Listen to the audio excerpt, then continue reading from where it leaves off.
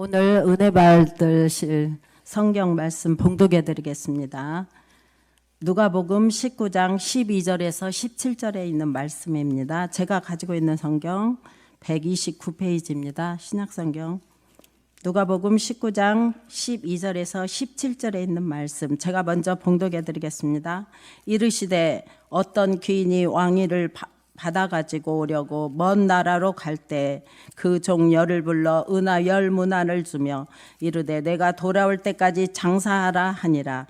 그런데 그 백성이 그를 미워하며 사자를 뒤로 보내어 이르되 우리는 이 사람이 우리의 왕됨을 원하지 아니하나이다 하였더라.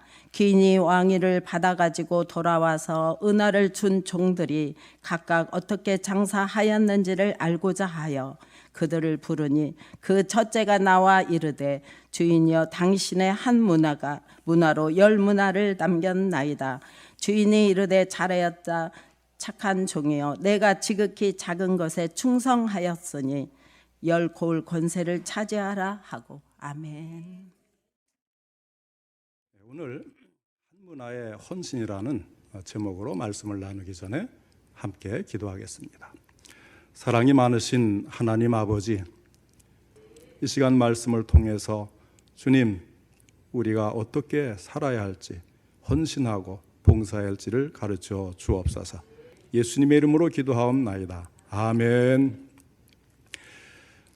안병동에서 일하는 의사 선생님의 글 속에 이런 이야기가 나옵니다.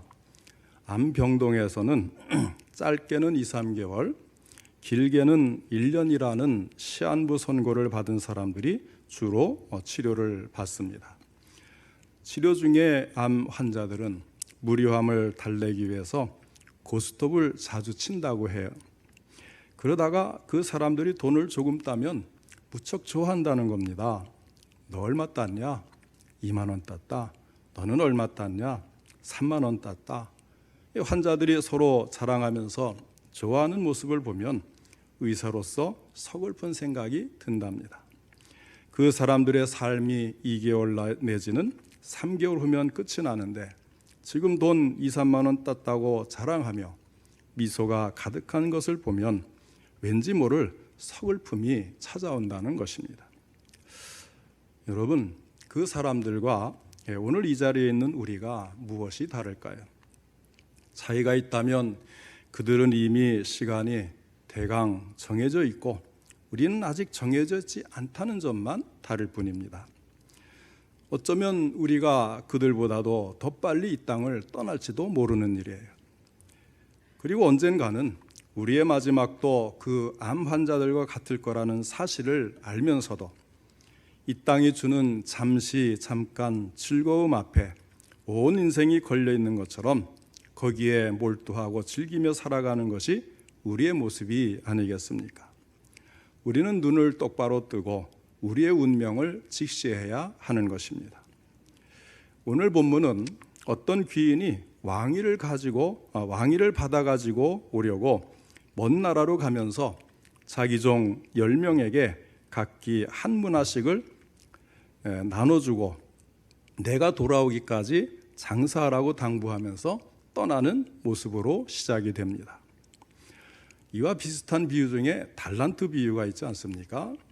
그런데 이 달란트 비유는 세 사람에게 나눠주지요. 5달란트, 2달란트, 1달란트. 각기 다른 달란트를 줬어요. 그런데 이 문화의 비유는 10명입니다. 근데 10명인데 10사람에게 똑같이 한 문화씩을 나눠준 것입니다.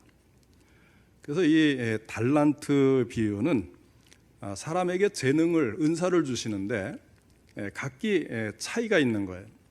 재능의 차이, 재산의 차이, 건강의 차이, 환경의 차이, 이렇게 각기 다른 은사를 사람들에게 나눠주신 것을 비유를 해서 그 다른 재능이지만 그러나 최선을 다해서 5달란트 받은 사람은 5달란트 남기고 2달란트 받은 사람은 2달란트 남기고 5달란트를 남기고 2달란트를 남았는데 토시 하나 틀리지 않고 똑같은 칭찬을 받았어요.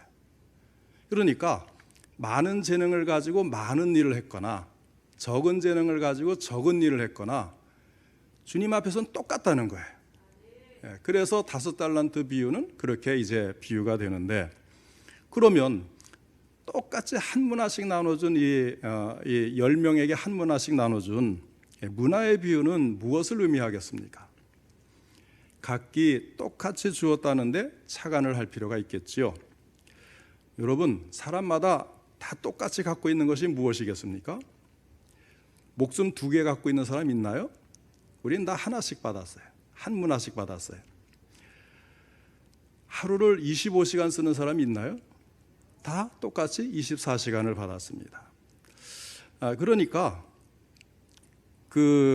시간이라는 것은 바쁜 사람, 한가한 사람 역시 똑같은 시간을 가졌거든요.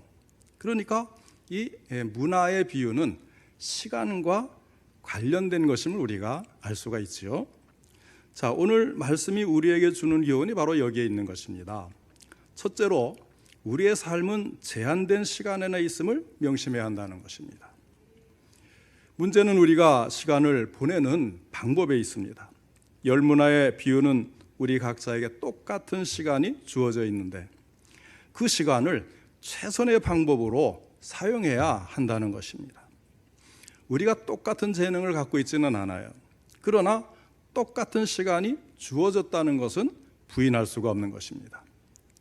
하나밖에 갖지 못한 생명, 2개를 가졌다면 하나는 마음대로 쓰고 나머지는 여분으로 또 다시 또 충성하고 이런 게 아니거든요. 똑같이 하나의 생명을 받았는데 이 하나의 생명을 가지고 무엇을 해야 될 것인가를 선택하는 것입니다. 이렇게 짧으면서도 하나밖에 없는 삶을 어떻게 살 것인가를 결정해야 한다는 것이 바로 이 문화 비유의 의미가 있는 것입니다. 대부분 사람들은 미켈란젤로의 이름은 기억을 하는데 보톨도 지오반니라는 이름을 기억하는 사람은 거의 없을 거예요. 보톨도 지오반니는 미켈란젤로의 스승입니다. 미켈란젤로가 14살이 되었을 때에 그는 이 보톨도의 문화생이 되기 위해서 찾아왔습니다. 보니까 참 재능이 뛰어나거든요. 그래서 보톨도는 이 미켈란젤로에게, 어린 미켈란젤로에게 이렇게 물어봅니다. 너는 위대한 조각가가 되기 위해서 무엇이 필요하다고 생각하느냐? 제가 가지고 있는 재능과 기술을 더 닦아야 한다고 생각합니다. 내 기술만으로는 안 돼. 너는 내 기술로서 무엇을 위하여 쓸 것인가? 먼저 분명한 결정을 해야 된다. 그리고는 이 미켈란젤로를 데리고 나가서 2곳을 구경시켜 주었습니다. 처음으로 구경시켜 준 곳은 바로 술집입니다. 스승님, 술집 입구에 아름다운 조각이 있어요. 이 조각은 아름답지만 조각가는 술집을 위해서 이 조각을 사용했단다. 스승은 다시 어린 미켈란젤로의 손을 잡고 거대한 교회 앞으로 가서 아름다운 조각상을 보여주었습니다. 너는 이 아름다운 천사의 조각상이 마음에 드느냐? 아니면 저 술집 입구에 있는 조각상이 마음에 드느냐? 똑같은 조각이지만 하나는 하나님의 영광을 위해서, 또 하나는 술 마시는 쾌락을 위해서 세워졌단다. 너는 내 기술과 재능을 무엇을 위하여 쓰기를 원하느냐? 이런 스승의 물음에 어린 미켈란젤로는 3번을 거듭 다짐하며 대답을 했다고 합니다. 하나님을 위하여, 하나님을 위하여, 하나님을 위하여 쓰겠습니다. 사랑하는 성도 여러분, 우리는 지금 우리가 가지고 있는 하나밖에 없는 몸, 하나밖에 없는 목숨, 하나밖에 없는 시간, 하나밖에 없는 기회를 무엇을 위해 쓰고 있습니까? 미켈란젤로처럼 하나님을 위하여, 하나님을 위하여, 하나님을 위하여 쓰겠습니다 고백하는 우리 모든 여전도회 회원들과 성도님들 되시기를 바랍니다. 둘째로, 우리에게 맡겨주신 것들이 주님 보시기에는 똑같이 소중하다는 것입니다. 우리 생각에는 어떤 일은 보다 더 중요하고 어떤 일은 보다 더 힘들다 이렇게 생각을 하지요. 하지만 그 모든 것들을 주님께서 우리에게 맡겨주실 때는 우리가 감당할 수 있을 만큼만 맡겨주시는 거예요. 그리고 그 모든 것들은 다 주님 보시기에 똑같이 중요한 것입니다. 단지 그것을 우리의 기준으로 따져서 누구는 더 중요한 일을 맡았고 나는 작은 일을 맡았다고 생각하거나 내가 누구보다 더 소중하다고 생각하는 그 자체가 얼마나 큰 오해인가를 알아야 하는 것입니다. 그러니까 우리에게 맡겨주신 모든 일들, 우리가 맡아서 하는 그 모든 일들이 다 주님 보시기에는 귀한 일이라는 거죠. 이런 종류는 좀 귀하고 저런 종류는 좀 하찮고 이런 게 없다는 거예요. 그러니 내가 어떤 일을 맡아서도 스스로 낮출 필요도 없고 스스로를 높일 필요도 없어요. 주어진 일에 최선을 다해서 충성하는 것이 중요한 것입니다. 세상의 가치 기준으로는 보다 소중하고 보다 귀한 일이 있는 것 같아도 주님 보시기에는 그 기준이 다 똑같은 거예요. 우리는 모두가 똑같이 주님의 일을 하고 있는 줄 믿으시기를 바랍니다. 우리가 기억할 것은 우리가 하는 모든 일이 그 일이 어떤 일이든지 간에 주님 보시기에는 다 똑같이 귀한 일이라고 하는 것입니다. 부엌에 가서 식사하는 것은 힘들고 여기에 와서 꽃꽂이 하는 것은 또 나름대로 복잡하고 이런 게 아니고요. 다 똑같은 거예요. 그러니까 누가 더 중하고 누가 더 귀하다 이렇게 할 것이 아니라는 것입니다. 그러므로 하나님과 사람들 앞에서 우쭐댈 이유도 없고 좌절할 필요도 없습니다. 내가 그 일을 잘하느냐 못하느냐 하는 것보다 중요한 것은 내가 그 일에 얼마만한 정성을 쏟느냐 하는 것입니다. 또한 내가 그 일을 얼마나 자랑스럽게 여기고 그를 감사하며 고백하고 있는가 하는 것입니다. 그 다음에 세 번째는 주신 은사대로 최선을 다하라는 교훈입니다. 귀인이 왕위를 가지고 돌아왔습니다. 그리고 종들에게 어떻게 장사했는지를 물어보았습니다. 16절에 보니까 첫째 사람이 주인이여 당신의 한 문화로 10문화를 남겼나이다 고백을 합니다. 여기서 이 말을 잘 봐야 돼요. 주인이여 당신의 한 문화라고 하는 말입니다. 다시 말하면 주인이 떠날 때 주었던 그 돈은 자기의 돈이 아니라 주인의 돈이라는 사실을 고백하고 있어요. 우리에게 주어진 하나밖에 없는 목숨, 하나밖에 없는 몸, 하나밖에 없는 시간과 기회, 이런 것들의 진정한 주인은 내가 아니라 맡겨주신 하나님이시라고 하는 것입니다. 그는 하나님이 주신 시간과 재능, 건강 그리고 생명마저도 주님을 위해서 최선을 다하여 사용하고 그것으로 10문화를 남겼습니다. 여기에 남겼다는 말은 자기에게 주어진 삶을 최대의 노력으로 창조적이면서 생산적으로 살았다는 이야기입니다. 여러분은 어떤 삶을 살고 계십니까? 나에게 맡겨진 한 문화를 가지고 열심히 헌신하고 계십니까? 아니면 내 문화는 수건으로 쌓아두고 한쪽에 잘 보관하고 괜히 다른 사람의 일에나 간섭하면서 지내고 있는 것은 아닙니까? 동화책에 나오는 이야기인데요. 하루는 당나귀가 밖에서 열심히 일하고 이제 집으로 돌아왔는데 때마침 그 집의 강아지가 주인의 무릎 앞에 앉아서 재롱을 떨고 있었습니다. 그 모습을 보면서 당나귀는 셈이 난 거예요. 자기는 하루 종일 뼈 빠지게 일만 하고 집으로 돌아왔는데 강아지는 아무 일도 하지 않고 주인의 사랑을 독차지하고 있었기 때문입니다. 당나귀는 자기도 주인의 사랑을 받아야 되겠다 이런 생각을 하게 되었습니다. 어느 날 아주 좋은 기회가 왔습니다. 주인은 마당에 홀로 앉아서 한가하게 부채질을 하고 있었는데 강아지는 어디로 갔는지 보이질 않는 거예요. 그 틈을 놓칠세라 당나귀는 주인에게로 얼른 달려갔습니다. 그리고는 강아지처럼 자기의 꼬리를 살랑살랑 흔들면서 그 육중한 몸을 날려서 주인의 무릎 위로 껑충 뛰어오른 거예요. 그 결과가 어떻게 되었을까요? 가련한 당나귀는 영문도 모른 채 그날 주인에게 정말 죽도록 얻어맞았다 그래요. 괜히 다른 사람의 흉내를 낼 필요가 없다는 겁니다. 하나님께서 주신 은사가 다 다르잖아요. 다 달라요. 삶을 살아온 경험도 다르고요. 그러나 각기 주어진 은사가 다 귀하고 나름대로 거기에 충성하고 잘 준비했다면 각 분야에 나름대로 일가견이 있습니다. 저는 나이 드신 어르신들을 가끔 보면서 그게 연륜이구나 하는 걸 느낄 때가 있어요. 평소에 말씀을 안 하시잖아요. 육체적인 힘이 부족하시니까 뒤에 좀 이제 떨어져서 지켜보시기나 하고 참여하시지 않지 않습니까?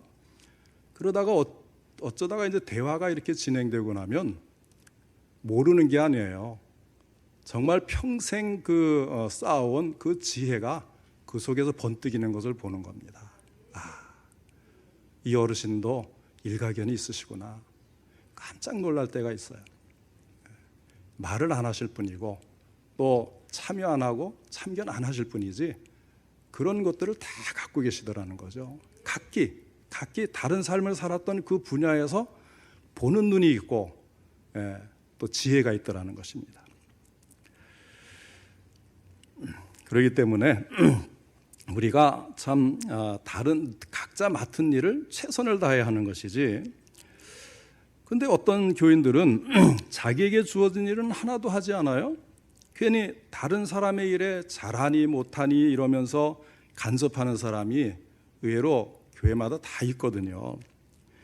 그런데 누가 그런 걸 많이 하냐면 자기 일을 열심히 충실히 안 하는 사람이 오히려 그런 일을 많이 해요. 그런데 자기 일에 충실한 사람이 어디 그럽니까?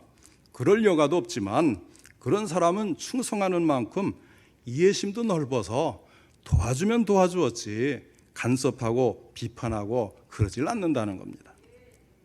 사랑하는 여전도 회원들과 성도 여러분, 하나님께서 우리에게 어떠한 은사를 주셨든지 간에 받은 그 은사대로 각자가 맡은 소임에 충실하면 되는 것입니다. 그렇게 할 때 우리는 우리에게 은사를 주신 하나님을, 우리의 주인 되신 하나님을 기쁘시게 할 줄로 믿으시기 바랍니다. 자, 이제 마지막 네 번째로 하나님은 충성하면 반드시 상을 주신다는 교훈입니다. 여기 잘 보시기 바라요. 한 문화를 가지고 장사를 해서 10문화를 남겼습니다. 아무리 10문화라고 해도 장사에서 돈을 그만큼 남긴 것이 지나지 않아요. 그런데 어떤 상을 주십니까?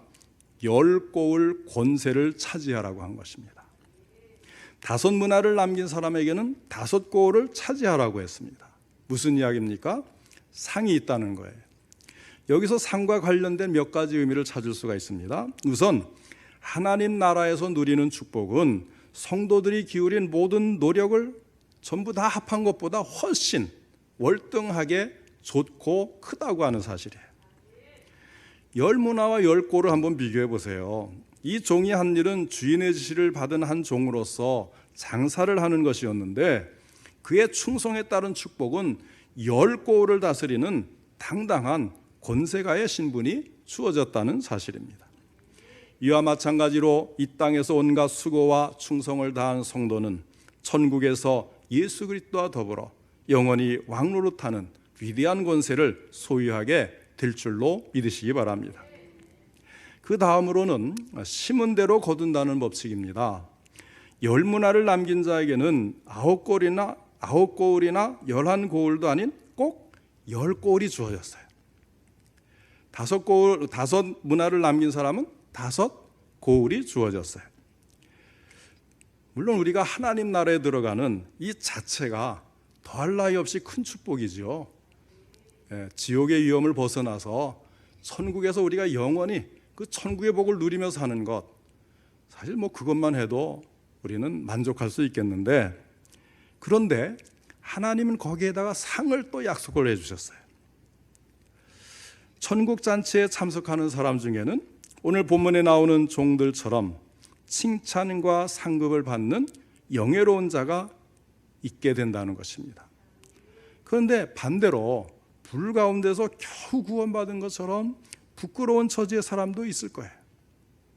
부끄럽긴 하지만 천국에 들어가는 것 굉장히 큰 복이죠. 그런데 기왕이면 부끄럽게 들어가지 말고 참 떳떳하게 크게 환영받으면서 칭찬받으면서 들어가면 얼마나 좋겠어요. 그래서 옛날 부흥사들은요, 이렇게 부끄럽게 구원을 받은 이 사람들을 황금면류관과 비교를 해서 개털모자를 썼다고 비교를 했어요. 기왕이면 황금면류관을 쓰고 천국 들어가야 되지 왜 개털모자를 쓰고 부끄럽게 들어가느냐 하는 거예요. 잠언 27장 18절에 무화과 나무를 지키는 자는 그 과실을 먹고 자기 주인에게 시중드는 자는 영화를 얻느니라 하였습니다. 여러분이 지금 헌신하는 대상을 분명히 바라보시기 바랍니다. 내가 누구를 위하여 헌신하고 있는가? 그분은 만유의 주이신 우리 하나님이십니다. 그분이 주는 상이 얼마나 대단할지는 알 수 있지 않겠습니까? 어느 건설회사의 회장님이 한 분 계셨는데 자기 밑에서 오랫동안 일한 건설회사 사장이 있어서 그를 불러서 집을 하나 잘 지어달라고 부탁을 했습니다. 그러자 그는 집을 멋있게 잘 지어서 회장님께 그 집의 열쇠를 가져다 주었습니다. 회장님은 그 열쇠를 받더니 사장에게 내가 그 집에서 살려고 했는데 마음이 바뀌었어. 그러면서 그 집에서는 그 사장이 들어가 살려면서 다시 열쇠를 돌려줬어요. 그 사장은 열쇠를 받아들고 돌아서면서 이럴 줄 알았으면 더 잘 짓는 건데 그렇게 후회했다는 거예요. 아마 우리 모든 성도님들도 천국에 가면요, 이렇게 천국이 있는 줄 알았으면 더 열심히 잘 믿었을 텐데 할 겁니다. 모든 수고를 보상하시고 칭찬하시고 상과 면류관을 준다는 것을 알았으면 더 열심히 충성했을 텐데 이렇게 뒤늦게 후회하지 마시고 지금 열심히 충성하시기를 바랍니다. 사랑하는 성도 여러분, 예수님께서 하나님의 왕국을 완성하시고 사탄을 비롯한 원수들을 심판하기 위해서 다시 오시는 날은 조금 시간이 걸릴 거예요. 성경에 말씀하지 않습니까? 하나님께서 빨리 예수님이 재림하시고 심판하는 것을 빨리 하지 않으시는 이유는 모든 사람이 다 구원 얻기를 바라시기 때문에 사람들에게 돌아올 기회를 주시기 위해서 종말의 날을 연기하시기 때문임을 알려주고 있잖아요. 그러니까 이제 좀 시간이 걸린다고는 봐야 될 것 같아요. 그럼에도 언제 오실지는 우린 모르죠. 오늘 밤에 오실지 아니면 내년에 오실지 아니면 얼마나 더 오래 있다가 이제 오실지 그건 알 수는 없지만 그러나 더 많은 영혼이 구원받도록 연기하고 계신 것만은 사실이에요. 오늘 본문의 주인은 왕위를 받아가지고 떠났는데 그것을 못 받게 하려고 방해 공작이 있었단 말이에요.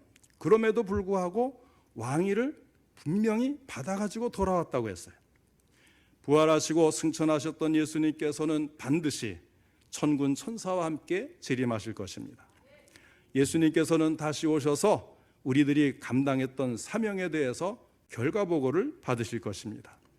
그리고 그때는 우리가 행한 일에 따라 심판을 받기도 하고 상을 받기도 할 것입니다. 그것은 우리가 받은 한 문화의 은사와 사명을 어떻게 사용했느냐에 따라 주어질 것입니다. 누가 상을 받습니까? 믿음을 가지고 순종하고 믿음으로 희생을 무릅쓰며 도전과 헌신으로 결실을 남기는 사람입니다. 예수님께서 오실 날이 점점 가까워지고 있습니다. 그러므로 이 자리에 계신 북전주 노회 여전도 연합회 회원들과 우리 익산중앙교회 모든 성도님들은 오늘을 살아갈 때에 오직 주님만을 바라보고 주님이 다시 오시는 날 받게 될 상급을 바라보면서 모든 영광은 하나님께 돌리고 주어진 모든 일에 믿음으로 충성을 다하는 충성된 일꾼들이 되시기를 주님의 이름으로 축원합니다. 기도하겠습니다. 사랑과 은혜가 풍성하신 하나님 아버지, 다시 한번 주님 다시 오실 날 주실 상급을 저희들이 바라보면서 헌신을 다짐하게 하시니 감사를 드립니다. 하나님 아버지, 모든 분들이 한 번도 빠짐없이 칭찬 듣고 상급 받고 영광의 면류관을 쓸 수 있도록 성령 충만을 주시고 힘을 다하여 충성하며 아버지님 항상 지치지 않고 피곤하지 않고 끝까지 잘 감당하도록 영육 간의 강건함과 가정의 평안과 아버지님 모든 일에 복을 내려 주시옵소서. 이를 위해 수고하는 모든 일꾼들에게 이 땅에서도 약속하신 복을 내려 주옵시고 그날에 주님께서 약속하신 상급도 주시기를 간절히 바라고 나오며 예수님의 이름으로 기도하옵나이다. 아멘.